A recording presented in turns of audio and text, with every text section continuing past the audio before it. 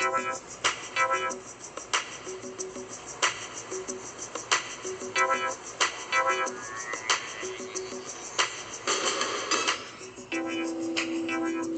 are listening to Purpose PR Agency Radio, where I connect you with celebrities, media personalities, motivational speakers, CEOs, and inspirational authors.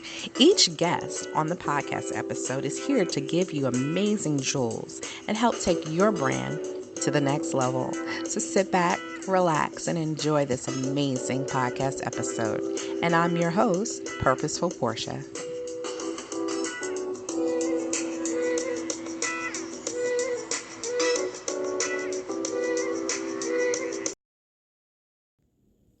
Hello, and welcome back to another amazing episode of Purpose PR Agency Radio. And I am your host, Purposeful Porsha. And today I have an amazing, fantastic, and inspiring special guest on today. And her name is Elizabeth Jarado. She is an author and was highly recommended to me from one of my great friends, Lisa Caparelli.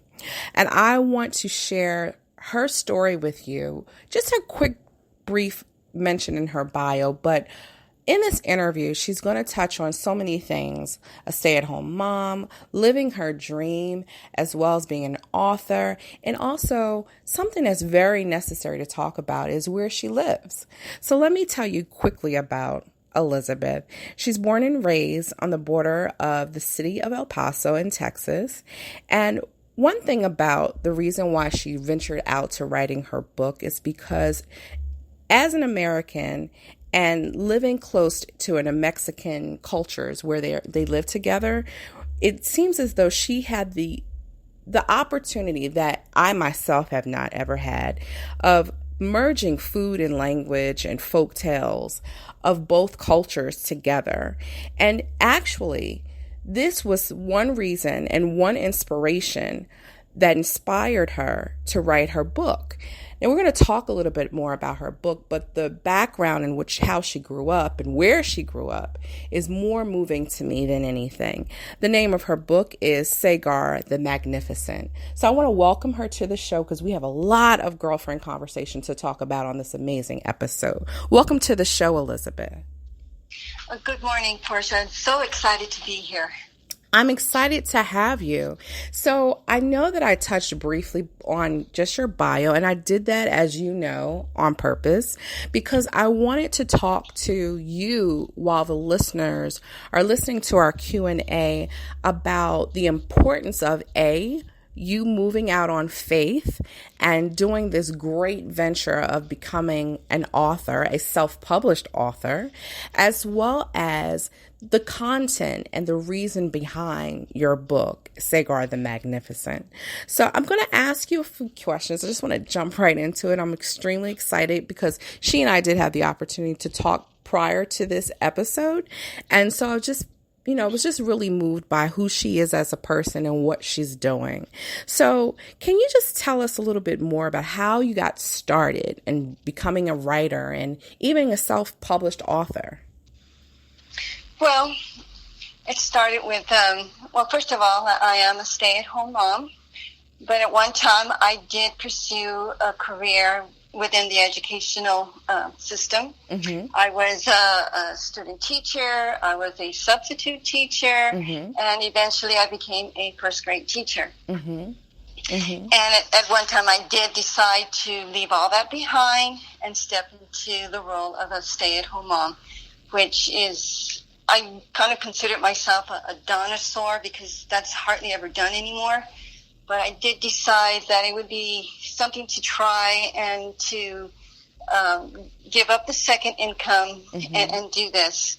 So that would be one of of how I became, where I did step away from that career to raise my children, mm-hmm. and through the years to preserve who I was, mm-hmm. Because you do become, especially a stay-at-home mom, you're like in this bubble, right? Your mommy, mm-hmm. and you mm-hmm. tend to lose who you are. You do. So yeah, so to keep a hold of who I was, I began to write the story of Sagar the Magnificent, which was inspired through my time as a teacher. Okay. Well, I do want to say this to you, so I don't want you to think that you're alone. I mean, I myself have had, opportunity, I would say the opportunity to stay at home with my children. And I think my opinion is that it is rewarding because your relationship with your children, as well as nurturing them, is, I think, so much more impactful in their lives, especially in school, because you were a teacher and I had the opportunity and still have the opportunity to be more involved with what my kids are doing and help the development. So there's a lot more of us out there than you know, Elizabeth. So I don't want you to think that you're by yourself. It's great to hear that because, when you go into that bubble, the stay-at-home mom bubble, you feel that you are alone. You do. And everybody seems to, is the professional, they're very intimidating, and you step out of it to go do things, and they all seem to know exactly what they're doing, going up in their careers. And I have to quickly do that to go home and sweep the floor. Yes. And times when I would step out, I would just really want to talk to the people at the bank and hello, how are you? Yeah. And those were my connections to the adult world, I know. And then I go home and deal with Barney and all those things, So.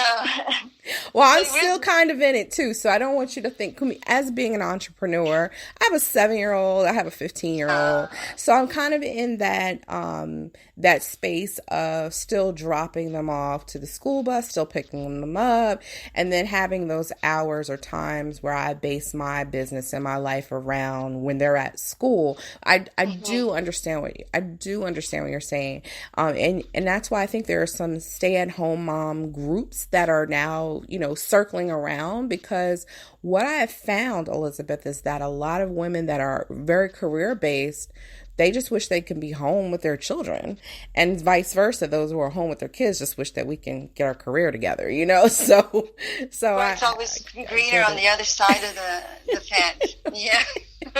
Absolutely. So you had a chance to, I would say, rebrand yourself, right? Becoming this author. So tell us, you said, were inspired by you being a teacher, as well as, growing up and having the blessings of living in between both cultures to start this book. So tell us a little bit about the book, and more importantly, where did you get the name Sagar? Well, first of all, I did want to stress the importance of where I lived. I grew up literally down the street was the Rio Grande River, or is the Rio Grande River, and one side of it's Mexico, and the other side is USA. And it's growing up, it wasn't the same as it is now. You didn't have that wall or the fence that you have. That's right now. It was open. It was like a park. We would go down to the embankment of the Rio Grande River and have picnics. And sometimes some people would swim in the Rio Grande. And while we're doing that on the U.S. side, you will look over, and there were kids on the Mexican side. Wow. Watching us. And I never understood why they wouldn't come over to our side, or why we couldn't go over to their side. When you're little, you don't understand the political, the aspects of the political arena about the Rio Grande River. You just don't. You see kids on one side, and you're wondering, why don't they just come over and play with us? But it was a totally different environment. It was open. It was picnic area. And then over the years, it's changed, and it's now a military zone, basically. Wow. Yeah. And and also when I went to college and I had to read books that had to do with the Latin culture, sometimes it would be done in a negative way. I'm sure. Yeah. So, and when I was growing up in the educational field, I stayed within the neighborhoods along the border, along the Rio Grande, and those are usually predominant Hispanic and poor. So one of the reasons I started thinking about writing Sagar the Magnificent was to show, number one, that to put this area in a positive light, and number two, to show that kids in this area are just like everybody else. Right. And it's so necessary right now because of the climate that we're living in. I mean, just to hear that you lived basically across the street from, you're at the border is just mind-blowing to me. Me living all the way on the East Coast, it's like in my brain, I can't even fathom that. You're right. We're stuck on the news or what we're hearing, and we don't know the close proximity that you live in and how disheartening it is for you to see someone looking through a fence and just wanting them to come on over and play with us, and they can't. And, and there's some areas of the river where it's just a puddle. I mean, you can just walk back and forth. Wow. So I never understood. And we would take our dogs, walking along that area, and because it was a walking place. And the dog would go over to the Mexican side and walk over back. Yeah, it was just back and forth. And that's what we grew up with. So it was kind of, even now as an adult looking out and seeing fence and seeing helicopters and seeing. Oh, wow. Yeah, and I guess I just want to let people know it used to be a picnic area. That's what it was. It was a fun place to go for Easter. Wow. And it's just totally changed. And I started writing my book before things really got as heated as it is now. I knew back then that I wanted to show even then that this was just a regular place, that there's some kids out here that are just regular kids wanting to dream and become something, and to become someone. And that was one of the reasons why I did Sagar the Magnificent. So tell us a little bit about how, well, you said Sagar was just a name that you selected. Was it someone that you met along the way growing up, perhaps? No, actually what it was, when I was student teaching at one of these schools along the border, I was a student teacher. I was struggling with discipline. That's kind of the hardest thing for me because I tend to have a smile on my face all the time, even when I'm nervous. And so I think sometimes when they see someone smiling too much, they think that, I'm kind of easy to get away with things. And maybe at that time I maybe was. But I was giving a lesson about the life cycle of the body and the habitat of an ant. And I was kind of struggling to keep everybody from talking too much. And during the lesson, this little red ant walked across the floor. And everybody just kind of like stopped talking and leaning over their chairs to look at this ant walk by. And they started pointing out the different parts of the body, the antenna, the mandibles, and they started talking about everything that I have been trying to teach them that I thought they weren't listening to. Wow. I know, I think it was at that moment that it clicked on me. Oh my gosh, I'm a teacher. And so it helped break the ice for me. It was like, okay, I'm a teacher now. They listened to me. They didn't look they didn't look like they were paying attention, but they were. And when my time was up, I decided to write a little story about that ant. It was just a one-page story. It was just this ant crawling around, and I made sure that ant touched base with everybody, that it walked over so-and-so's shoe, it ate somebody's lunch. It did all these things so that the kids would feel part of the story. Oh, wow. And then I had my husband draw a picture of an ant in clothes, and I passed it out so that they could color. And before I was leaving, one of the kids asked me, well, what happened to the ant? Where did it go? And I didn't have an answer. I just thought, they're going to color, they're going to forget about it and move on. And they actually wanted to know, it's as if they believed that the story and they wanted to know what happened to it. And so I did the things that I needed to do, and it was 10, 13 years later that I finally thought about my experience as a student teacher, and I decided I'm going to sit down and I'm going to write a story. I'm going to finish that story. I'm going to answer that question that those little kids are asking me about what happened to that ant. And that's how I started writing Sagar the Magnificent. Mm-hmm. And the name at that time, the kids were really into the video game, Sega, I think it was called. Oh, yeah. Mm-hmm. It was way back at that time. So the ant at that time was called Sega. But when I started writing it, I thought, I don't know about copyright or if I could use the name. So I changed the last part and I made up the name Sagar. That's where it came from. Awesome. That is really good. That's really, really good. So can I ask you what happened to the ant?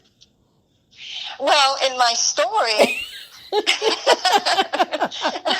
little part of when I sat down to write the story, I used a lot of those kids from that third grade class as the inspiration to starting my book. And one of the little boys, you have to remember that this was a very, very poor area. Okay.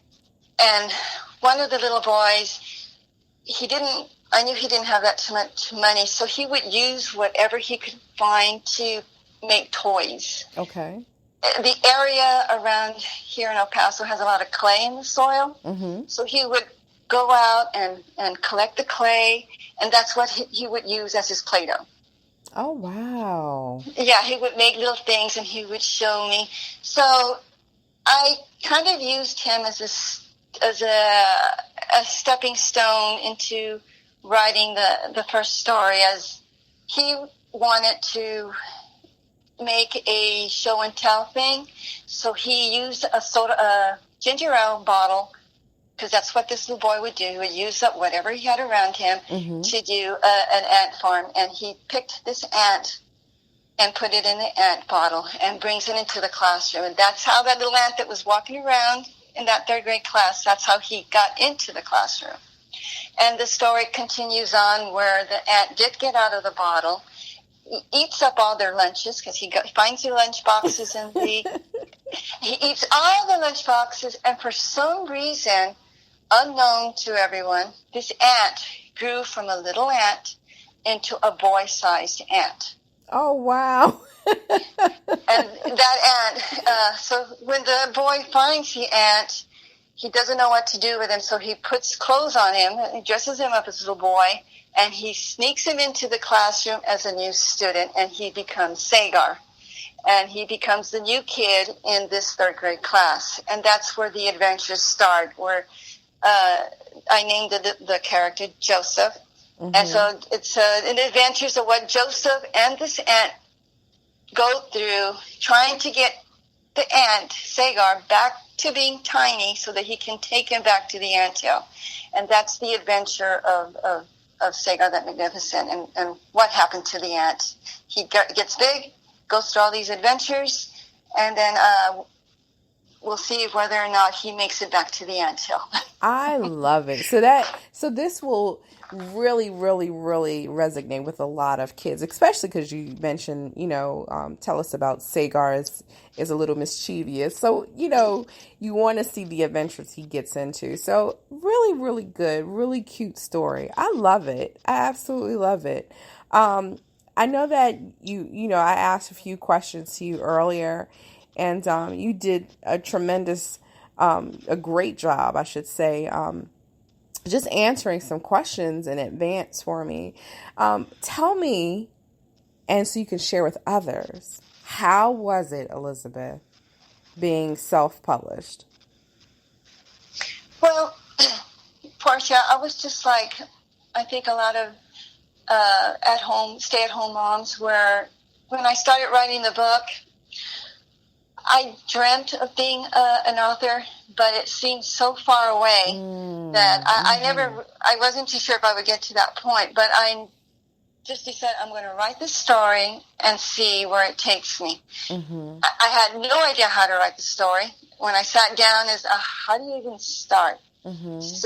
So the best thing is that you write about what you know about. So I wrote about the area where I live, with the Mexican border across, just down the street, the kids that I grew up with, the kids that I taught, and my own children.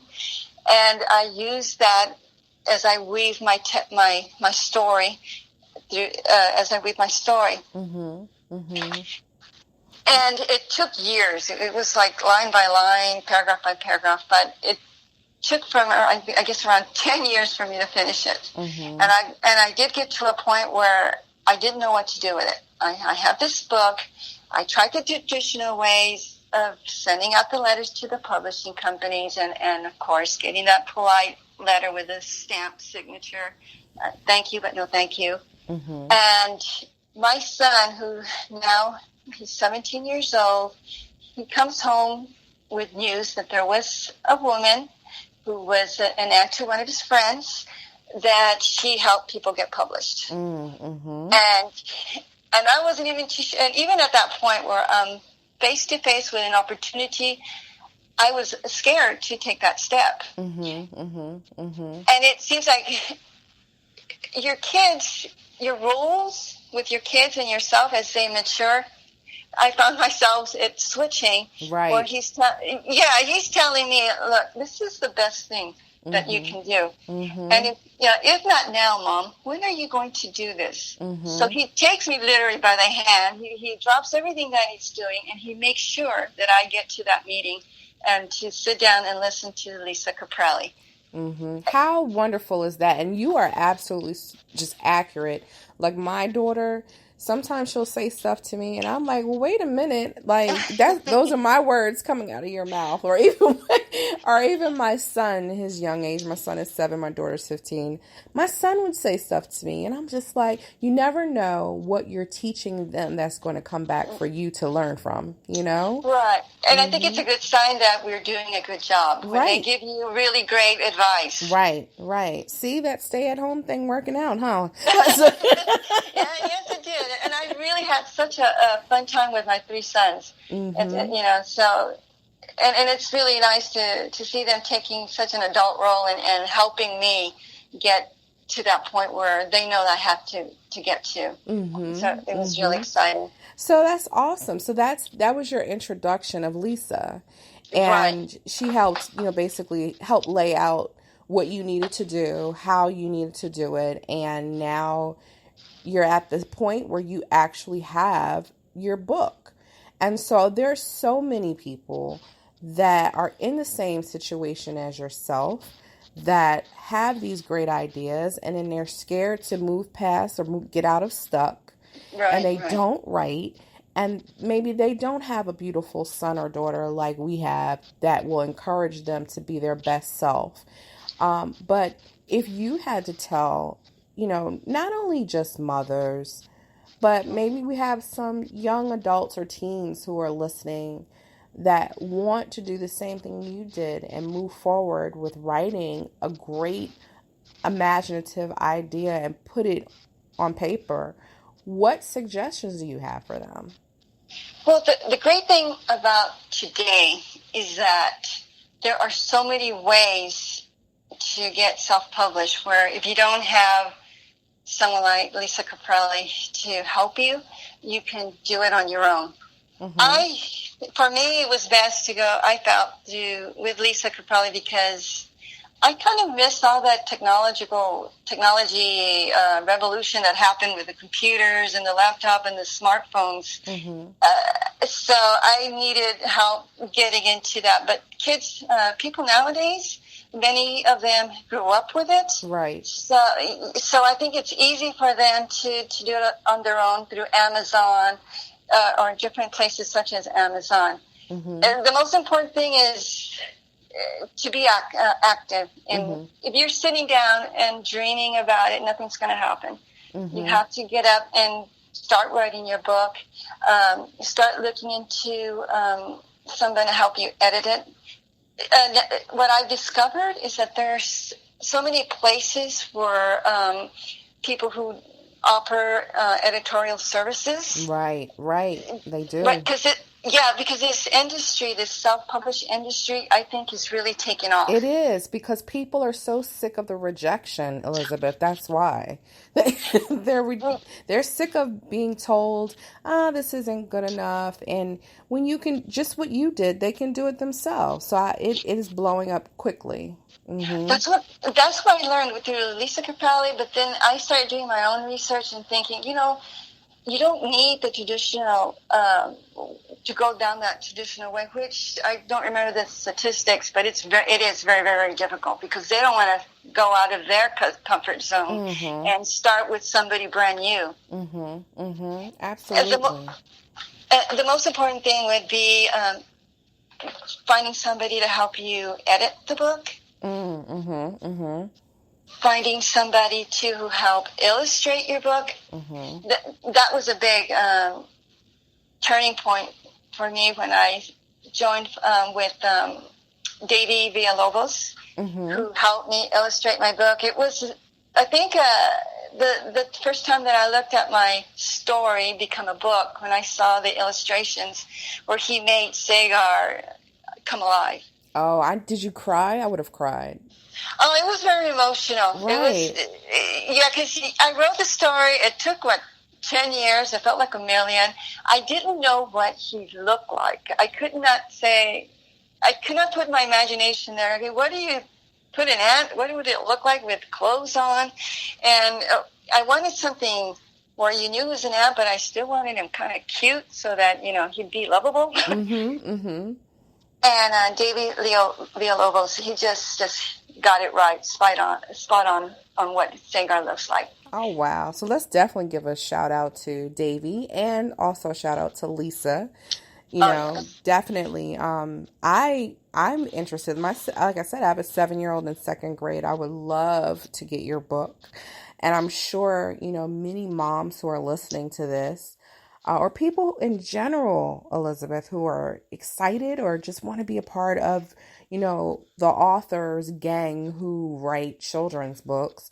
I'm sure they want to know how they can get your product. So tell us where we can find you online, and just your information of how I can get your book, or how any of the listeners can get your book, as for that matter. Well, right now Sagar is being sold on Amazon. I've got it on a paperback and the ebook, and I'm also I'm almost done with getting the Audible book version. Yes, I love it. I love it. That was my next question. Awesome. Yeah. That also was kind of scary for me, because how is it going to sound? Somebody that I've never heard of is going to read my book and, put it down, the audio version of it. How is it going to sound like? And I did get a whole bunch, around 22 auditions, and they were all older, and I was looking for somebody younger, because I thought that would go with the story. But one of them really, his voice really stuck out for me, and as soon as I heard it, I thought he might be the one.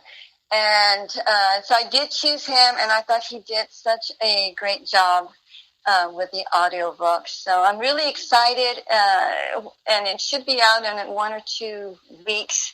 So I think it came out pretty great. The book is trying to make it humorous, lots of action, and I think that he really was able to convey it in the audiobook version. Oh, I love it. I'm so excited. I am really excited. So you said people can go on Amazon and get your book. Do you have the information where they can follow? Well, they can also go to sagarbooks.com. Okay. And that will take you right to the book's Amazon page. Okay, and we're spelling Sagar Saygar, correct? Right. Yes. Okay. And also tell people where they can find you. Are you on Facebook, Twitter at Oh, all? well, right now I'm on Facebook and Goodreads. I'm barely getting used to. I was one of those people that was definitely afraid of Facebook. You hear all these stories, and then you get on the news about the Russians and others, and I was afraid to get on Facebook. You're not alone. You're not alone. We take our paws off of social media in general, so I absolutely understand. So is it under Sagar for Facebook, or is it under Elizabeth? It's under Elizabeth Jarado. Okay. And then I also have Elizabeth Jarado author, the author page. Okay, and she's spelling her name Jurado for those who are looking to follow Elizabeth as well as get more information on Sagar the Magnificent. I have another and final question for you. So you've told us a lot, great information, how to move past your fear, just trying to, dismay any of the, I guess we would say, the information that we're listening to via radio or news, and you're just trying to share, some truth on what it is to grow up in that close area between the States and Mexico. You shared just people who are mothers who stayed at home with their children and finally shaking that off. But one thing I'm going to ask you is, can you just share with our listeners any advice for someone who wants to move to the next level? What would you offer them? Well, I think most important part would be to reach out for your dreams. You're not going to do it sitting at home, wishing and praying. You got to take action. That's the most important thing. Inaction is going to produce zero results. So you need to do something, and that's sit down at your computer and start writing. Don't be worried about the grammar stuff. Just write what's inside of you, and it'll come out. Also, I think that not to be so intimidated. I was when I would see all the professional people out there and thinking, gosh, they're so perfect. They just know everything. But what I've discovered is that a lot of them started off in the same place where I am starting. So you have to start somewhere. Absolutely. Yeah, so not to be afraid of it, to step by step. First step, write your book. Next step, look into finding an editor. It's just take it step by step. If you look at it as a whole, you're going to get scared. That's what I would do. Even at that moment when Lisa Caprelli was giving me what I had to do, I really thought, I think I'm going to go home. Thank you, but I'm going home. But I think you got to just close your eyes and make that jump into it. And that's what I did. You're not going to regret it. And it's not going to be perfect. I've stumbled a bit and I've made some blunders, but I've noticed, but listening to other people's stories, they did it too. Absolutely. I think it's learning. You stumble, you learn, you get up, and you keep going forward. And it's going to happen if you take that first step. Absolutely. And you know what? That's within everything. In your field, my fields, or just anything that's a new venture in life. You're going to make mistakes, but in those mistakes, you have lessons, and those lessons make you a better you. So that's amazing advice. And I am going to thank you so much, Elizabeth, for just sharing your story, telling us about Sagar the Magnificent, and giving us information on how to get your book. And most importantly, just for making people who are in the same position as you, who had a dream and who wanted to write and just didn't know how to do it or how to move forward. You're giving them hope with your advice that you just shared. And it's so wonderful that you're able to do that for my listeners. So I want to thank you for being a special guest today. I really, really appreciate you for coming on Purpose PR Agency Radio today. Oh, thank you so much, Porsha. This has been a really nice experience for me. Thank you. Absolutely. And just as you shared your advice, I'm going to share mine. It never gets old. I share the same advice every week. Whenever you walk in the room or walk out of the room, whatever anyone whispers about you is your brand. So make sure that you walk in purpose. So again, thank you so much for being a special guest. And again, this is Purposeful Porsha. And please tune in again next week because you never know who's going to be my special guest, dropping beautiful, amazing jewels to take you to the next level. Be blessed. Bye-bye. What another amazing episode this week. Thank you so much for joining us. And be sure to follow us on all of our social media platforms at Purpose PR Agency, Facebook, Instagram, and Twitter. Be sure to tune in next week at 7 o'clock. We look forward to connecting with you.